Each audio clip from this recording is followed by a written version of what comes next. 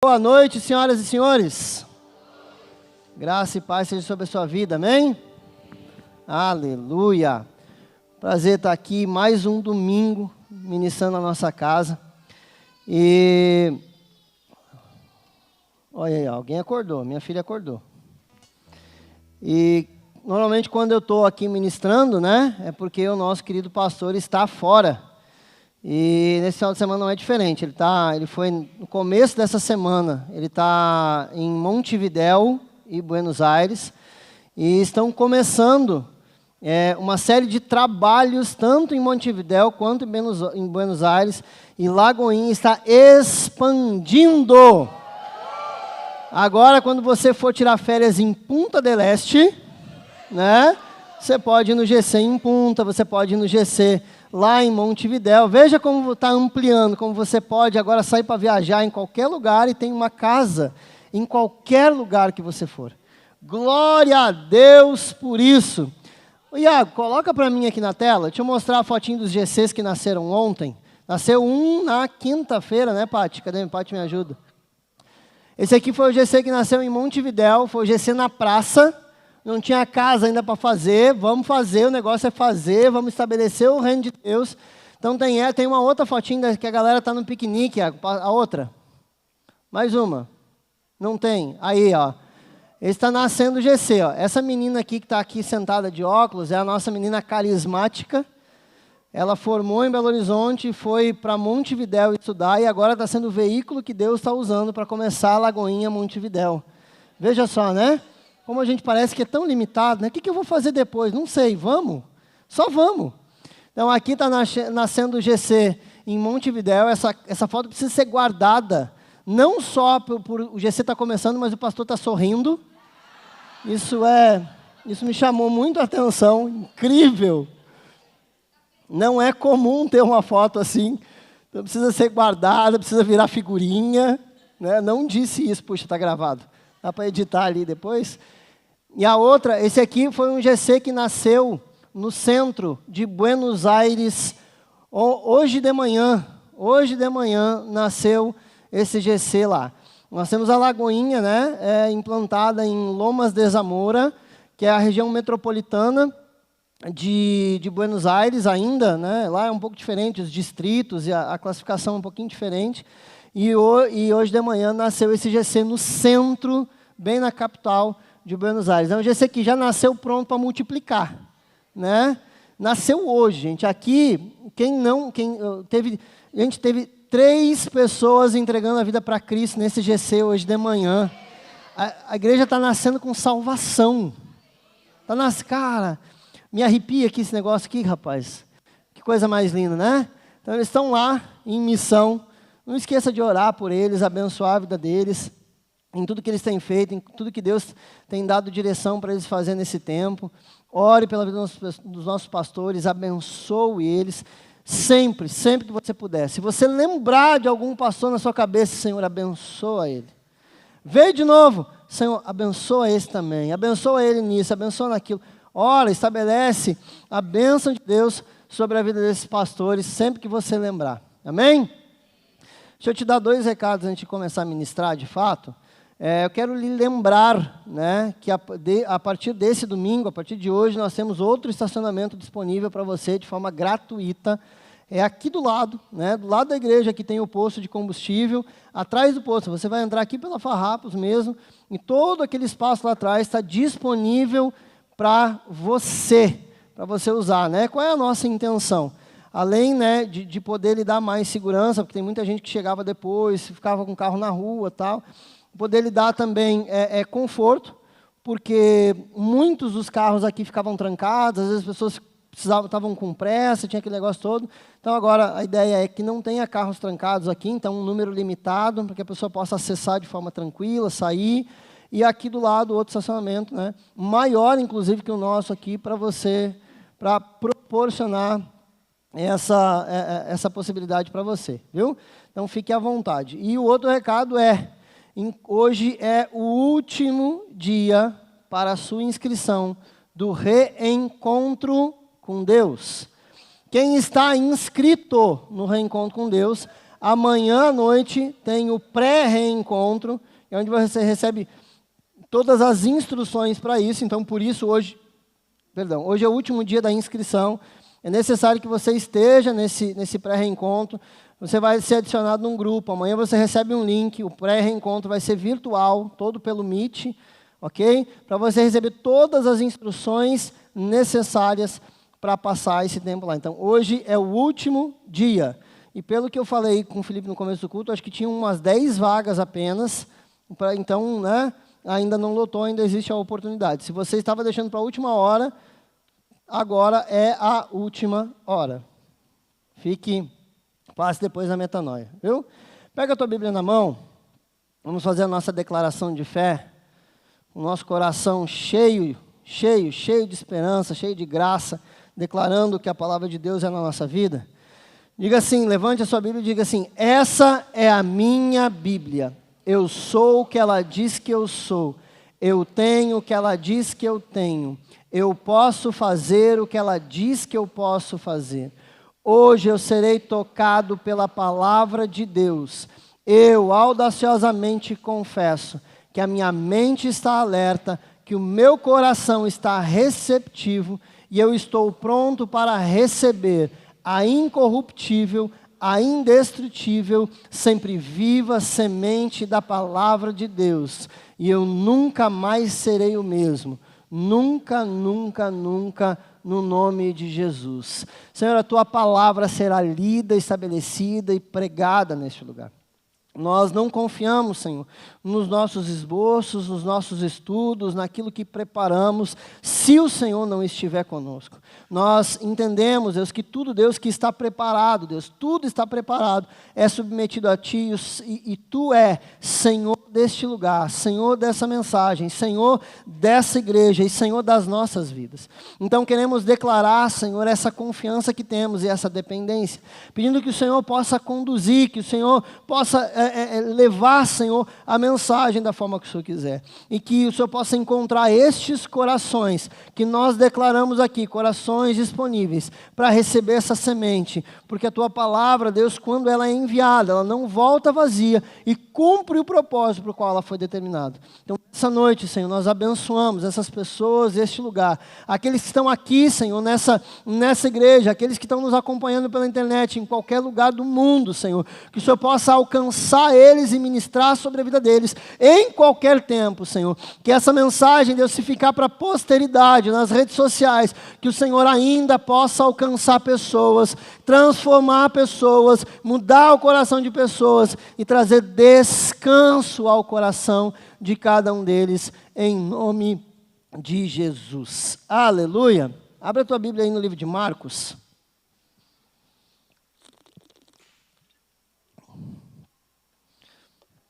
Livro de Marcos, capítulo 5.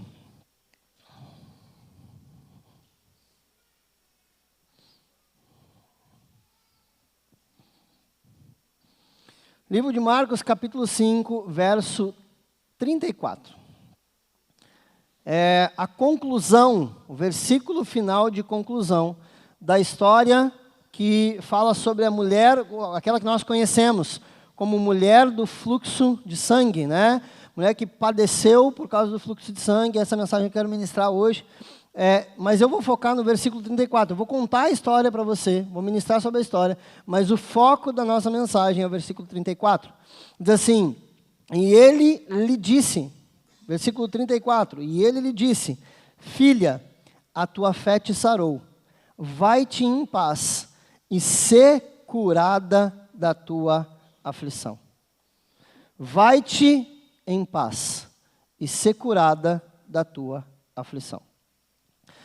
Eu já ouvi essa pregação, acredito que na minha vida, muito mais, eu não vou dizer não sei quantas vezes, né? Quantas vezes eu já li esse trecho, quantas vezes eu já, talvez, até ministrei sobre esse texto.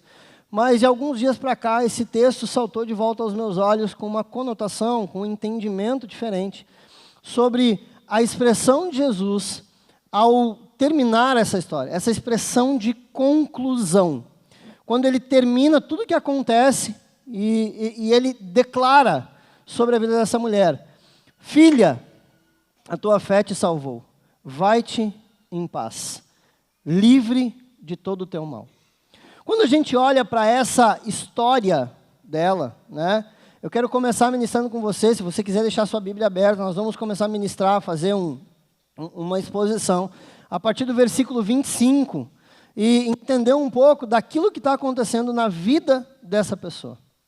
Uma mulher aflita, uma mulher doente, uma mulher, nesse contexto, parece uma mulher desesperada, que há muito tempo sofre. Muito tempo. Versículo 25, quando você olha aí para o Mateus 5, 25, ele diz assim: e certa mulher, vítima de um fluxo de sangue, havia 12 anos. Eu quero que você tente transportar a sua cabeça para o contexto em que essa mulher vive há 2000 anos atrás. Num contexto em que a mulher era... o valor que se dava para a mulher era um pouco diferente daquilo que tem hoje, do nosso entendimento dentro da sociedade e da religião em si.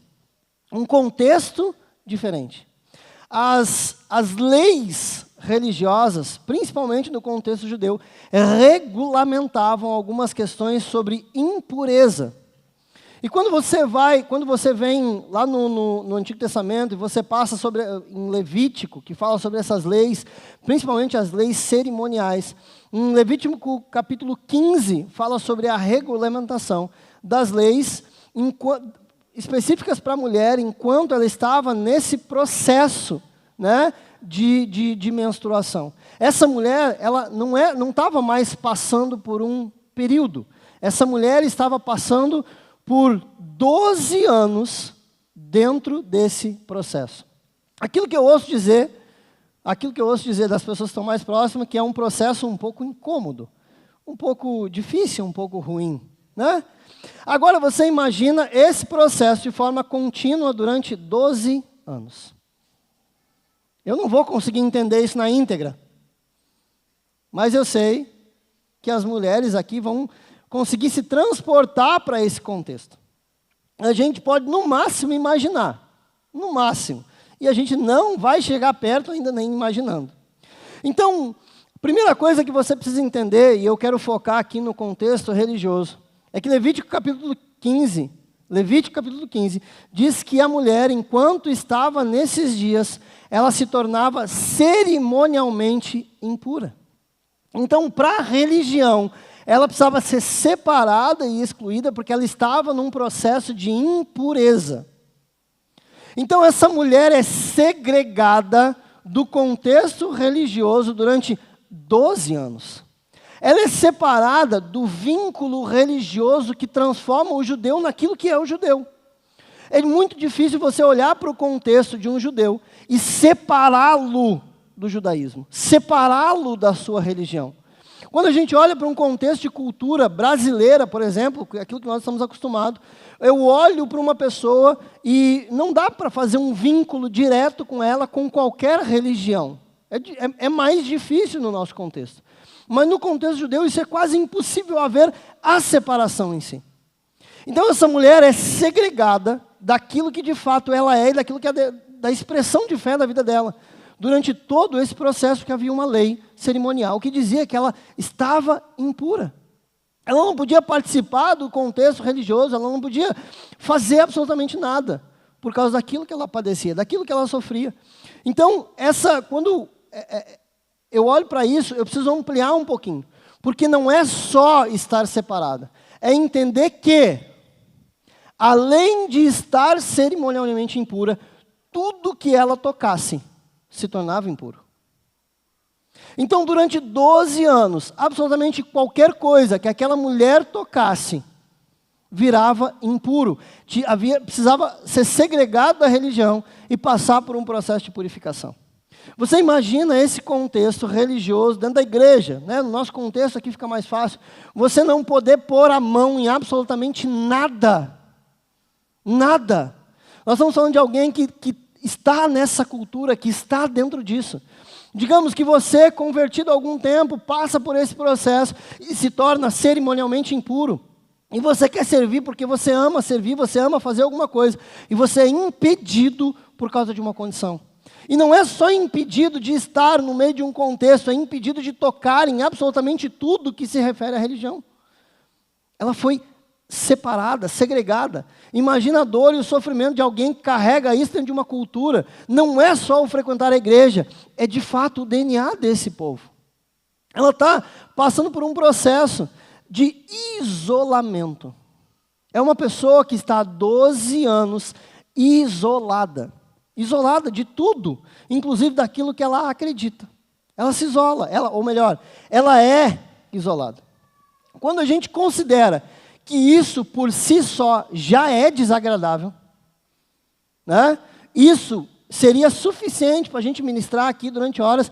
Se eu for entrar um pouco mais no entendimento daquilo que essa mulher está vivendo, é um pouco mais fadigante, um pouco mais dolorido, um pouco mais complicado. Porque quando a gente olha para esse contexto, não havia uma medicina moderna que pudesse determinar de fato aquilo que está acontecendo. Não tinha alguém para olhar para ela com um aparelho que a gente tem hoje. Espera aí, cara, vamos fazer um negócio aqui, que negócio, bota o gelzinho ali e esfrega aqui, como é que é? Ultrassom, não tinha exame, não tinha não sei o quê, não tinha... Cara, não tinha. E a Bíblia diz, em outro contexto, que ela procurou todos os médicos que ela podia. Tudo que havia de recurso na época para ela foi procurado. Então nós estamos falando não de uma mulher que não estava só sofrendo no contexto cultural e religioso, mas ela em si estava sofrendo fisicamente por causa disso. Então todo dia ela era lembrada constantemente que aquilo que ela tinha, aquilo que acontecia com ela, separava ela das pessoas, separava ela da religião e ainda fazia com que ela se sentisse mal com tudo isso, fisicamente. A gente continua, olhando. Imagina alguém durante 12 anos sangrando. Você imagina o resultado disso fisicamente? 12 anos sangrando. Quando a gente perde muito sangue em determinado contexto da nossa vida, seja por uma cirurgia, por um corte ou por qualquer coisa, nós passamos por um momento de fraqueza física. Eu me sinto fraco, eu me sinto debilitado, porque se eu perco mais sangue do que o meu corpo tem a capacidade de produzir, isso vira um problema para mim. Em alta escala, isso pode virar um contexto de anemia, de leucemia, Cara, olha a profundidade disso que essa mulher está vivendo. Não se trata apenas de um contexto religioso, mas um contexto físico. Ela não está só separada das pessoas que ela ama ou daquilo que ela ama fazer. Ela está, inclusive, sofrendo fisicamente. E todos os médicos afirmam que não tem mais o que fazer. Ou que eles não sabem o que fazer. É a pessoa que está desenganada, que ela está separada, segregada, isolada e desenganada pelos médicos. Não tem mais o que fazer. Consultei todos eles. Todos eles. E eles não sabem o que fazer comigo. Imagina o processo de exaustão e fadiga dessa mulher mentalmente e fisicamente. Esse processo de exaustão da mente, de procurar, de saber que aquilo ocupa. Sabe quando você está no meio de um problema e aquilo ocupa a sua mente durante 24 horas por dia? Não são 24 horas, são 12 anos. 12 anos de sofrimento, 12 anos de mente preocupada, 12 anos em um contexto em que eu não posso me desligar, porque absolutamente tudo que eu faço na minha vida me lembra da minha condição. A minha mente não desliga disso, o meu coração não desliga isso, o meu emocional começa a ficar abalado, porque ninguém pode me tocar, ninguém pode estar perto de mim, as coisas, as pessoas começam a isolar e... Você consegue se colocar dentro desse contexto de fadiga emocional, de fadiga física que essa mulher está passando? No versículo 26, se você pegar aí, diz assim: sofria e tinha sofrido muitas coisas de muitos médicos, e tinha gasto tudo que ela tinha e não havia melhorado, mas antes ficava cada vez pior. Então não é um contexto só de procurar ajuda, é que cada vez que eu procuro ajuda, parece que fica mais distante ainda daquilo que eu tinha. Parece que fica mais distante a descoberta, o entendimento daquilo que eu estou passando. É saber que todos os recursos que estavam disponíveis foram usados. Todos os recursos disponíveis foram usados. E nenhum deles deu resultado. Nenhum deles. Versículo 27 e 28 diz assim: quando ela tinha ouvido falar de Jesus, veio por detrás dele, comprimida, e tocou na sua veste. Porque ela dizia: se eu somente tocar nas suas vestes, eu serei curada. Ela está executando. Você consegue entender isso aqui como um ato de desespero? Ela está no meio desse processo, no meio da multidão, num ato de desespero para poder encontrar Jesus e encontrar alívio. Essa mulher, quando ela toca em Jesus, ela não está buscando somente cura. A gente foca muito nesse processo da cura e não está errado pensar assim, mas é entender tudo que está por trás de um processo de cura. O que acontece quando essa mulher é curada? Eu fiz questão de gastar um pouco de tempo para você entender tudo que está passando na cabeça e no coração dessa pessoa. Ela não está procurando só alívio físico, ela está procurando alívio emocional. Ela está procurando alívio psicológico. Ela quer voltar a estar perto das pessoas, ela quer voltar a fazer as coisas que ela gostaria de fazer. Ela está tentando ser reintegrada na sociedade, na cultura, naquilo que ela ama, onde ela nasceu, onde ela faz parte disso, que foi tirado dela por causa de uma doença. Então essa mulher, nesse ato de desespero, diz então, expressa no seu coração uma medida de fé como pouco de nós temos. Eu não preciso me encontrar com Jesus, Ele não precisa orar por mim, Ele não precisa fazer uma declaração, Ele não precisa impor as mãos sobre mim, Ele não precisa fazer nada a não ser que eu toque na orla, na ponta, no mínima coisa que Ele esteja usando, na ponta do seu vestido, da sua veste. Hoje, nesse contexto, se você entendesse Jesus aqui, se estivesse usando calça, assim, cara, eu quero tocar na barra da calça de Jesus, lá no fim. Eu não preciso que Ele pare, eu não preciso que Ele fale nada, eu não preciso que Ele imponha as mãos, eu não preciso que Ele ore. Eu preciso tocar. Se Ele ainda usasse um tênis, se eu tocar no cadarço do tênis, na ponta, atrás, lá no... A fé dessa mulher é tanta que ela entra num contexto de desespero que ela precisa só tocar. É isso que ela diz no versículo 28, ela diz assim, porque ela dizia. Esse desespero, essa fé produzida pelo desespero, faz com que essa declaração brote do coração dela. Eu queria abrir um parênteses aqui antes de continuar e falar sobre essa fé que brota do desespero. Sabe, existe um contexto maior de fé. Quando Paulo vai falar sobre fé, ele fala em Romanos capítulo 1, ele diz assim, a vossa fé é conhecida por todos, declarando aquilo para os irmãos que estavam reunidos em Roma. Lá no capítulo 16, ele repete a mesma declaração, trocando a palavra. Ele diz assim, olha, no capítulo 1 ele diz assim, a fé de vocês é conhecida por todo o mundo. No capítulo 16 ele troca a expressão com a mesma frase, diz assim, a obediência de vocês é conhecida em todo o mundo. Então, logo, a comparação de Paulo, quando fala sobre isso, ele está dizendo que a fé é igual à obediência. A fé é igual à obediência. Aquele que tem fé não basta apenas uma expressão de crença, mas precisa ser seguido de uma obediência de princípio estabelecido na própria palavra daquilo que eu creio. Então, quando ele está dizendo isso nesse contexto maior de fé, eu posso dizer que fé é igual à obediência.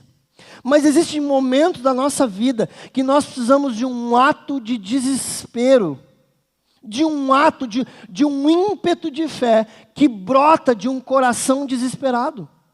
E não é errado isso. Não está errado esse ato, esse processo, porque aquilo está cavando fé no meu coração.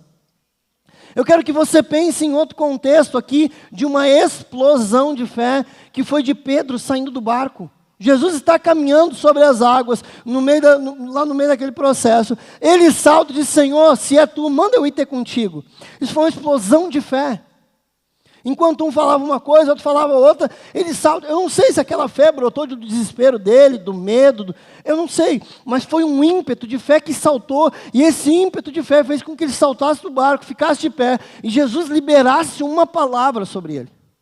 Pensa comigo que Pedro não anda sobre as águas, Pedro anda sobre a palavra de Deus liberada sobre a vida dele. Cara, é fisicamente impossível caminhar sobre as águas, só se anda sobre um caminho sólido. Então, não dá para Pedro caminhar sobre as águas, não dá, ele caminha na palavra de Jesus liberada. E Jesus é incrível, porque ele resolve as questões mais complexas da nossa vida com uma palavra.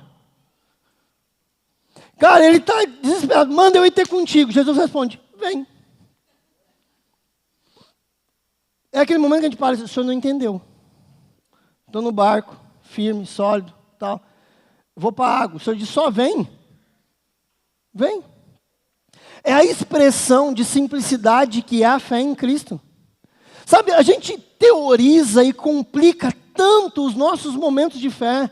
E faz teologia sobre a fé, e faz isso, e faz aquilo, e tarará, tarará. Só que a gente deixa de viver esses processos simples, desses ímpetos de fé que a gente precisa viver.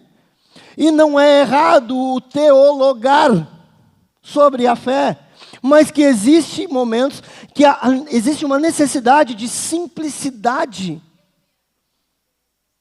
Ele só fala: vem. Pedro sai do barco, começa a caminhar então sobre as águas, só que a fé dele não é suficiente para permanecer caminhando. O que Jesus faz? Jesus toma ele pela mão, leva de volta para o barco e repreende, porque ele repreende Pedro num sentido de dizer que não adianta só a liberação do ímpeto de fé. Precisa haver uma continuidade de caminhar sobre a palavra que foi liberada.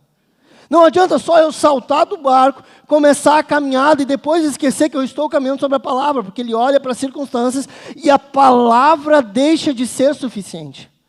Quando a palavra deixa de ser suficiente e as circunstâncias entram, a minha fé abala. Você está entendendo? Existe uma simplicidade sobre o caminhar da fé, só que essa simplicidade de caminhar pela fé não exclui as coisas que estão à nossa volta tentando roubar a fé de nós.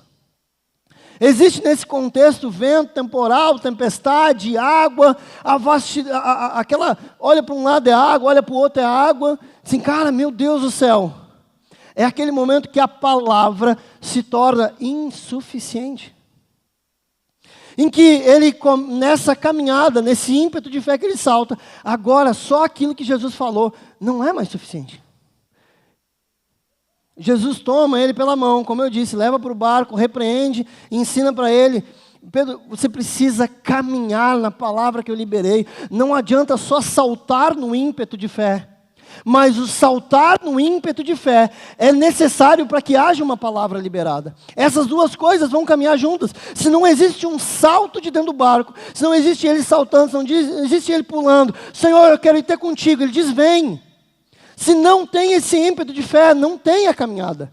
Um não exclui o outro. Às vezes eu tenho o ímpeto de fé para saltar, mas não tenho para continuar. E eu quero que você entenda, para eu voltar para a mulher do fluxo de sangue, que essa mesma fé, num momento desesperado, brotou no coração dela. Cara, eu não preciso de mais nada, a não ser tocar em Jesus.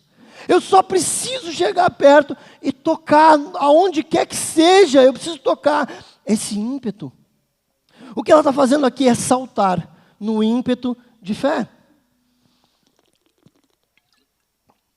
Às vezes, como bons reformados que somos, ou que sou, né? Deixa eu trazer para mim aqui. Como bom reformado que sou, A gente fica esperando inúmeras circunstâncias e alinhamentos do céu para saltar naquilo que Deus falou. E quando a gente se depara com esses pequenos trechos que exigem simplicidade e disposição do nosso coração, de dar um salto aonde antes não existia absolutamente nada, agora existe uma palavra. Aonde não existia nada sólido, agora existe uma palavra. Essa mulher fez isso, ela saltou no ímpeto de fé. Cara, todas as minhas esperanças, tudo que eu precisava fazer, tudo que eu tinha para fazer, acabou. Eu estou excluída, eu estou fora do meu contexto religioso, eu não tenho mais o que fazer. Eu estou sofrendo fisicamente, eu estou sofrendo emocionalmente. A minha cabeça está uma bagunça, porque eu não sei mais o que fazer, eu não tenho mais esperança. E ela salta nesse último ímpeto de fé, dizendo assim, se eu apenas tocar. Porque ela dizia, se eu somente tocar nas suas vestes, serei curada. É a liberação daquela fé que está presa no nosso coração. É aquele ímpeto que eu preciso liberar em determinadas circunstâncias que eu fico prendendo. A primeira coisa que eu quero te incentivar aqui nessa noite é que você comece a se mover em ímpetos de fé. E ímpetos de fé não significa que você vai agir sem responsabilidade, mas você vai entrar num nível mais profundo em Deus, num nível de espiritualidade mais profundo, buscando mais a Deus, onde você sabe ouvir a voz dEle, sabendo que Ele está liberando para caminhar sobre as águas, e você vai colocar a sua esperança nele, a um nível que nada mais resolve o meu problema, a não ser tocar na veste de Jesus. Eu preciso fazer isso. Não é agir de forma irresponsável, é agir pelo Espírito. É agir movido pelo Espírito dentro de você. Bicho, pensa num negócio aqui, irmão. Cara, é impossível o Espírito Santo estar mais perto de você do que dentro. E existe um clamor, um movimento no seu interior que lhe impulsiona para isso e você tem ignorado. Eu não tenho mais o que fazer. Não, eu tenho.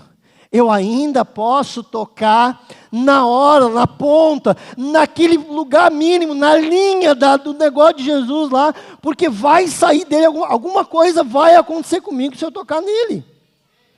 É mover o seu coração, mover a sua fé, mover a sua família, mover as pessoas que estão em volta, para caminhar sob fé. É ser curado por fé, é receber por fé, é andar por fé. Eu preciso que você saia daqui nessa noite com o seu coração cheio de fé, que seu coração transborde, e você passe a viver em outro nível daquilo que Deus tem para fazer com você.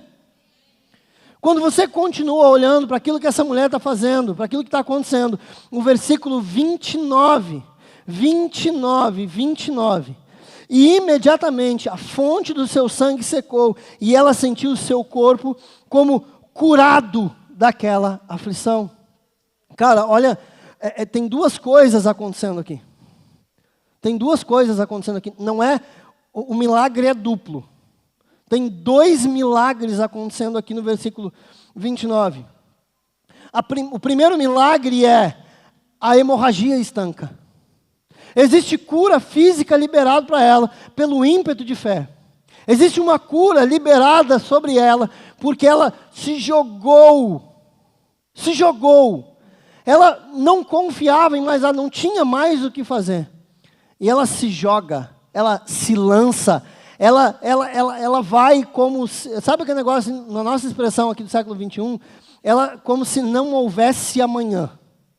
Ela se lança no ímpeto de fé como se no meio da multidão, ela vai, pensa que se as pessoas reconhecessem ela naquele momento, ela estava tocando em todo mundo, que a multidão estava apertando. Ela estava tornando todo aquele lugar e todas aquelas pessoas impuras. Ela se lança num desespero de fé. Toca na hora de Jesus. A primeira coisa, a hemorragia estanca. A segunda coisa, assim, ó. Versículo 29. E ela sentiu o seu corpo estar curado daquela aflição. Quando ela entende isso, é como se a força dela voltasse de novo. Sabe, ela está lançando as últimas forças que ela tem e se jogando para poder tocar em Jesus. Essa força dela retorna, esse ímpeto, essa vontade de viver retorna. Ela é cheia de novo, ela começa a ter plenitude de novo. Só que quando a gente continua olhando, cara, olha, deixa eu trocar o personagem aqui, eu estou falando da mulher, deixa eu falar de quem ela tocou. Você precisa entender em quem ela tocou.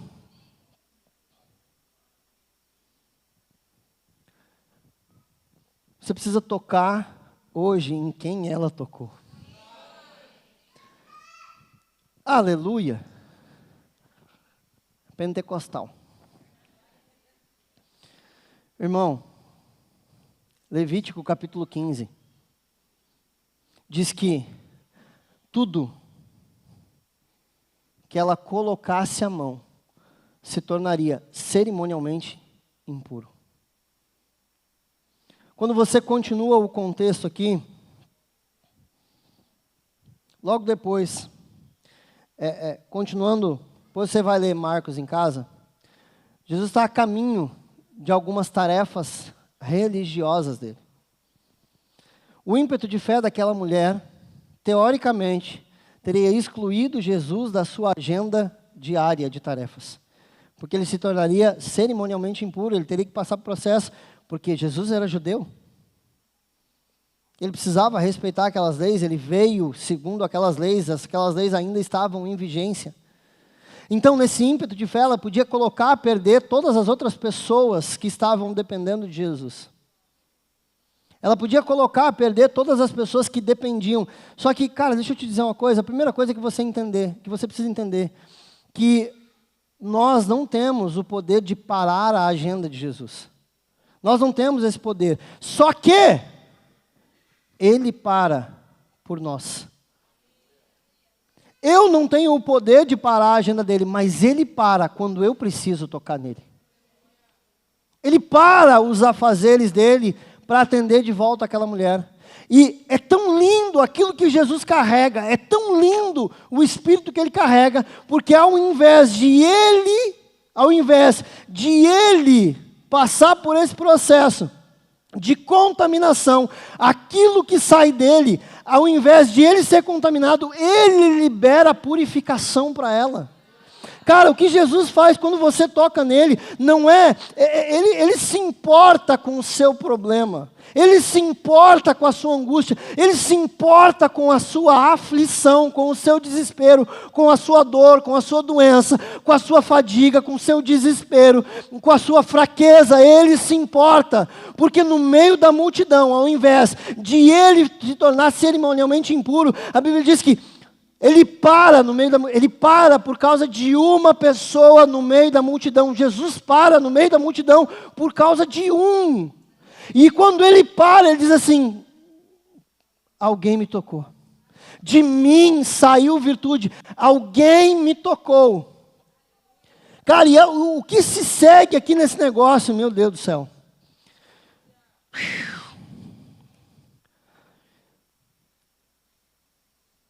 Versículo 30 diz assim: e Jesus no mesmo instante, sabendo que saiu virtude de si mesmo, disse: quem tocou nas minhas vestes? Ele sabia exatamente aonde ele tinha sido tocado, no meio da multidão. Não é alguém esbarrou em mim, alguém bateu no meu pé, alguém tocou no meu calcanhar. Cara, porque Jesus sabe aonde que eu vou tocar nele, ele sabe o que eu preciso e onde eu vou tocar. Ele conhece, e daí a sequência, cara, é incrível o que ele diz no versículo, o que acontece no versículo 31. A incredulidade de quem está à volta. Às vezes a gente precisa liberar um ímpeto de fé para tocar em Jesus e quem está em volta não acredita no que está acontecendo.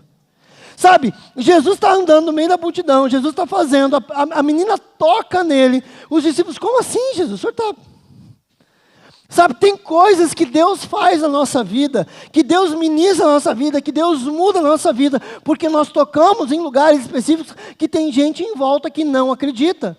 Mas as pessoas que não acreditam, não significa que Jesus não fez. Ela continua se movendo em fé, ela toca, ninguém acredita, mas eu sei que eu toquei em Jesus e a minha vida foi transformada. Eu sei que eu toquei lá. Cara, ninguém na volta pode acreditar, mas eu sei o que está acontecendo aqui dentro de mim. Eu sei o que Deus está fazendo aqui comigo. Cara, o mundo está acabando, está caindo, está implodindo, mas eu sei o que está acontecendo aqui dentro. Eu sei o que está mudando aqui dentro. Frase de carismático: 12 anos. Que às vezes Deus demora muito para fazer de repente. São 12 anos de sofrimento que são resolvidos em um toque. Um toque. Só que eu disse para vocês que agora eu vou pregar. Cadê? Perdi. Versículo 32. Eu vou ler do 32 ao 34 agora. Você acompanha aí. Deixa eu tomar água. « 32 ao 34. E ele olhava em redor para ver aquela que tinha feito isso. Mas a mulher, atemorizada e trêmula, sabendo o que foi feito a ela, aproximou-se e caiu no chão diante dele e lhe disse toda a verdade. Versículo 34. Foi o que a gente leu no começo. E ele lhe disse: filha, a tua fé te sarou. Vai-te em paz e ser curada dessa tua aflição. Eu li, mas eu quero pular direto para o 34, porque senão o nosso tempo já está quase no fim, senão você não vai entender o que está acontecendo no versículo 34. No versículo 34, Jesus faz algumas coisas sobre ela. Algumas coisas. Só que eu quero focar naquilo que ele diz no meio do versículo, que ele diz assim: vai-te em paz. A palavra que ele usa aqui, quando ele está falando vai-te em paz, a palavra é muito parecida com aquela que ele fala em João capítulo 20, se eu não me engano, versículo 26, em que ele libera, depois que ele ressuscita, ele chega para os discípulos, quando ele encontra os discípulos, ele diz assim: paz seja convosco. E tem palavras, quando você olha para o hebraico, né, ele libera essa expressão, e quando eu tento trazer assim, essa palavra paz do hebraico, que é a palavra shalom, essa liberação, essa palavra que ele fala é a palavra shalom. É uma expressão usada dentro da cultura hebraica. É difícil. Se eu não entender a raiz da palavra, eu conseguir trazer ela para que a gente de fato tenha um entendimento. De forma muito simples, toda vez que a palavra shalom aparece, ela é traduzida por paz. Só que paz é bom, mas ainda assim não quer expressar tudo que Jesus quer dizer para essa menina. Ela vai muito além, porque quando a gente olha a raiz desse contexto, o hebraico traz muito dessa raiz da palavra. Eles pegam a raiz de uma palavra e aquela palavra vai se tornando outras palavras a partir de uma mesma raiz. A palavra shalom, normalmente traduzida por paz, é muito parecida com a palavra shalem, que é a palavra completo. Então, quando você pega shalom e usa a raiz dessa palavra, essa mesma raiz vai dizer que é completo, que tem plenitude, que está cheio, que não tem mais o que fazer, está pronto. É mais ou menos aquilo que ele faz quando ele chega para os discípulos, em João capítulo 20, ele diz assim: paz seja convosco. E aí ali ele envia os discípulos, logo depois dessa declaração. Ele diz assim, cara, ele está querendo dizer assim: ei, vocês estão completos. Eu estou dizendo para vocês, eu estou declarando paz sobre vocês, porque aquilo que eu precisava fazer está completo. Agora é com vocês. Não tem mais nada a fazer aqui. Eu já fiz tudo que eu tinha para fazer. Agora é contigo. Ele está dizendo aqui para os discípulos, lá no capítulo 20, dizendo assim: olha, a minha obra está pronta, já foi consumado. Eu já falei sobre isso na cruz, está consumado. Agora eu estou enviando vocês. Quando eu olho, eu vou cavocar um pouquinho mais, eu acho a palavra Jerusalém, que no hebraico é Yerushalim, e é a mesma terra de paz. Ela traz esse contexto de plenitude, de um lugar que seria abençoado. Por isso que nós temos a Nova Jerusalém. Existe uma nova cidade que será com paz. Então, esse contexto, essa raiz, vai trazer muito mais do que apenas paz. Quando Jesus declara para ela, quando Jesus fala para ela, quando Jesus diz assim, ó, vai-te em paz. Como eu estava conversando com a Miriam aqui no cantinho, ela falou um negócio muito legal, que eu quero repetir para vocês, mas eu preciso dar o crédito para ela. Que assim, a primeira coisa que Jesus faz no versículo 34, Jesus restaura a identidade dela. Porque aquela mulher agora não é mais a mulher do fluxo de sangue, ela é a filha. Depois de tocar em Jesus, ela não é mais a mulher, ela é a filha. A segunda coisa que Jesus faz é salvá-la. Filha, a tua fé te salvou. Filha, a tua fé te salvou. Eu restaurei a identidade dela e ainda estou fornecendo salvação para ela, porque a fé dela, meu irmão, não se vê outro aqui. E ele continua no versículo 34, depois que ele restaura a identidade, depois que ele salva, ele diz assim, vai-te em paz.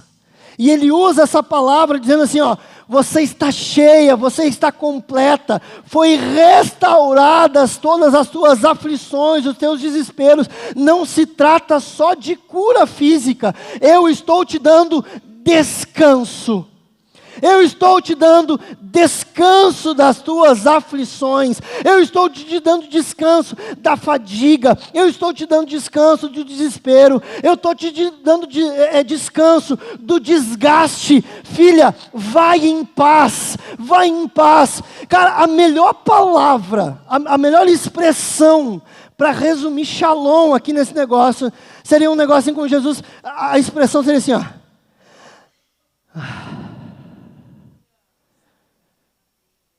A melhor expressão nesse contexto para shalom é aquele suspiro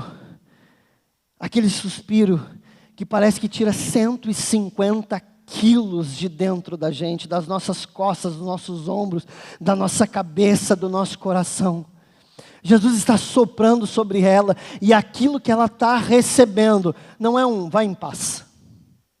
Não é uma despedida, não é um até mais tarde, te vejo amanhã, daqui alguns dias nos encontramos. Não, ele está declarando sobre ela o alívio de toda a dor, de todo o desespero e de tudo que ela está passando.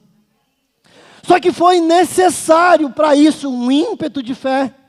Foi necessário um salto, foi necessário um tocar nas vestes, uma humilhação para tocar lá na borda do vestido. Não dá para tocar na orla do vestido de pé. Não dá para tocar lá embaixo com altivez. Não dá para tocar lá embaixo enquanto a gente está nesse lugar alto. Para tocar na orla, no pé, eu preciso me humilhar. Eu preciso estar no mais baixo lugar diante dele para alcançar o lugar máximo que eu posso estar. O lugar mais alto que eu posso estar e o melhor lugar que eu posso frequentar é os pés de Jesus. Eu não preciso nada de mais alto que isso. Eu preciso estar aqui, ó.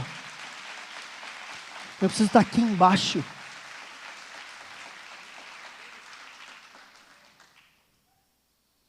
Não é de pé. É prostrado. Essa mulher alcança a sua vitória. Ela alcança o alívio do desespero. Ela alcança o alívio da fadiga. Quando ela chega no lugar mais alto em que ela podia estar. Eu não sei quais são as situações que você passa. Mas esse lugar é o mesmo lugar que você precisa ir para resolver os seus problemas. Sabe o que Jesus quer fazer hoje? Te dar descanso. Jesus quer encher o teu coração de paz. Jesus quer restaurar as suas emoções. Jesus quer restaurar a fadiga mental, a fadiga emocional. Jesus quer restaurar a sua vida, o seu coração. Quando Jesus está dizendo assim, vai-te em paz. Ele está dizendo, é muito mais que apenas uma saudação. Cadê o povo? Pode subir aqui? Vamos subindo aqui para nós ministrar. Sabe o que Jesus está te dizendo? Dizendo assim, quando você voltar para a sua família, volte em paz. Volte completo, volte aliviado, volte cheio. Quando você voltar para a sua casa, sente à mesa com a sua família e toque de novo nas pessoas. Ame de novo as pessoas, abrace de novo as pessoas. Sabe por quê? Porque você está cheio de shalom. Você está cheio de paz, você está completo, você está em plenitude. Quando ele quer dizer isso assim, olha, quando você for conversar com alguém, converse cheio de paz. Você está cheio de paz. Você está completo, você está em plenitude.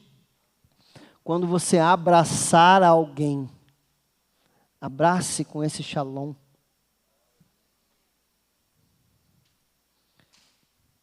Ele estava concedendo para aquela mulher as mais ricas bênçãos que pudesse conter nos céus. Ela não só estava sendo curada fisicamente, ela estava sendo cheia e completa. Isaías capítulo 55.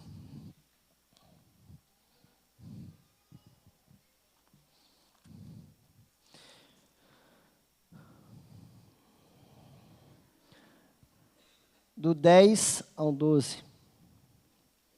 O que Jesus está dizendo para ela é mais ou menos isso aqui.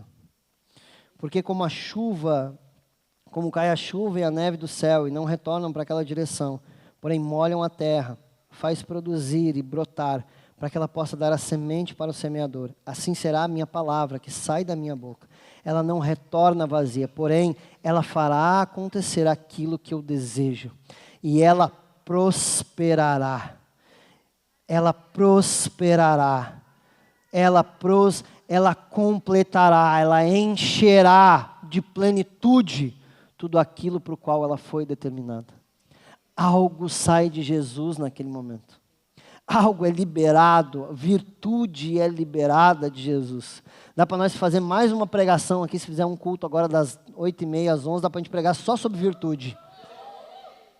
Dá para nós falar só de virtude. O que é que sai de Jesus ali, que gera tudo isso? Detalhe, o que sai da orla?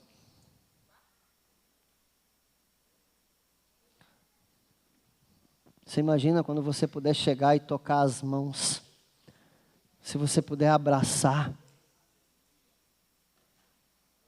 Cara, eu não sei quem mais é doido para chegar no céu de uma vez, cara. Meu Deus do céu, eu não sei como é que vai ser quando a gente chegar lá, né? Não sei se vai ter fila para abraçar, como é que é, mas, cara, imagina o que vai ser poder receber de toda essa plenitude, receber de tudo que Ele tem. O pastor David falou sobre João 17, cara, não dá para ficar nessa vida para conhecer Cristo com plenitude, a gente precisa ir para a vida eterna, porque daí vai ter eternidade para conhecer Ele. Cara, isso é demais, mano, isso é demais. Essa mulher está sendo restaurada, curada, limpa. As energias dela estão voltando. A força dela está voltando. A força. Tem gente sem força para continuar. Porque está sangrando. Porque está em processo hemorrágico. Existe virtude liberada para você nessa noite. Existe virtude liberada para você e você precisa apenas tocar. O Senhor quer resolver esse sangramento. O Senhor quer te reintegrar à sociedade.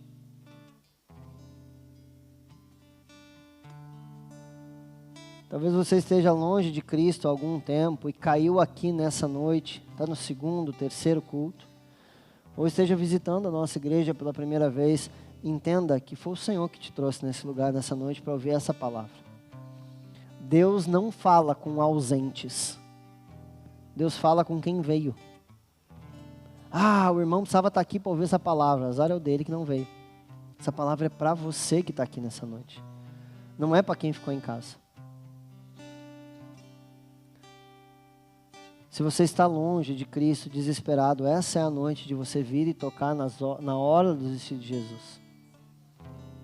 Esse é o momento de Jesus resolver o seu desespero e a sua aflição. De acabar com o sangramento.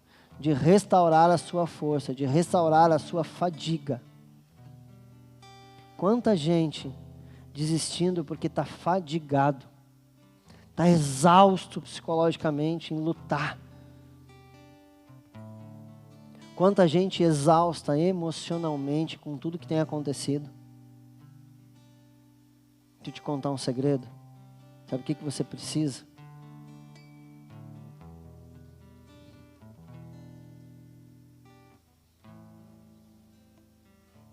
Você precisa tocar na orla, lá no chão. Lá no chão. O chão, o pó, a humilhação é um lugar de restauração. Só há exaltação depois da humilhação.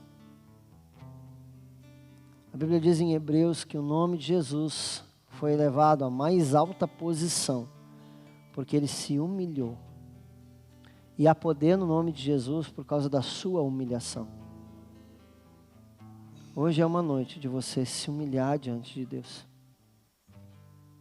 De você se prostrar, de você se jogar no chão e dizer: Senhor, faz alguma coisa na minha vida. Faz alguma coisa que ninguém pode fazer. Todas as portas que eu bati, Jesus, ninguém pôde me responder. Sabe que foi exatamente com essa frase que eu me converti? Eu entrei dentro da igreja e disse: Senhor, eu disse assim: Deus, nem sei se eu acredito em Ti. 19 anos atrás. Mas se o Senhor existe mesmo, faz alguma coisa que ninguém pode fazer por mim. Eu não quero esses caras falando comigo. Foi a primeira vez que eu ouvi a voz de Deus. Na primeira vez que eu botei o pé dentro da igreja. Foi o meu ímpeto de fé. O final do culto acabou comigo jogado no chão e prostrado lá na frente, confessando a Cristo. Mas eu tive um ímpeto de fé. Eu não acredito que você possa surpreender Jesus com aquilo que você faz, mas eu acredito que você deve fazer alguma coisa e se mover em um ímpeto de fé nessa noite. Um ímpeto de fé. Esse ímpeto de fé vai te levar a um lugar de descanso, a um lugar de restauração. E se você puder, aonde você está, se você puder se ajoelhar na sua cadeira aí mesmo, faça isso agora. Faça isso agora. Você pode virar para trás, pode virar para frente, você pode...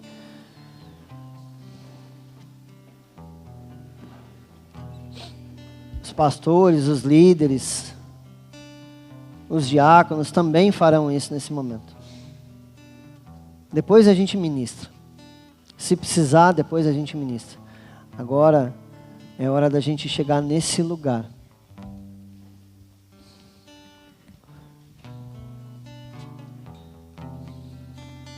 Comece a orar ao Senhor.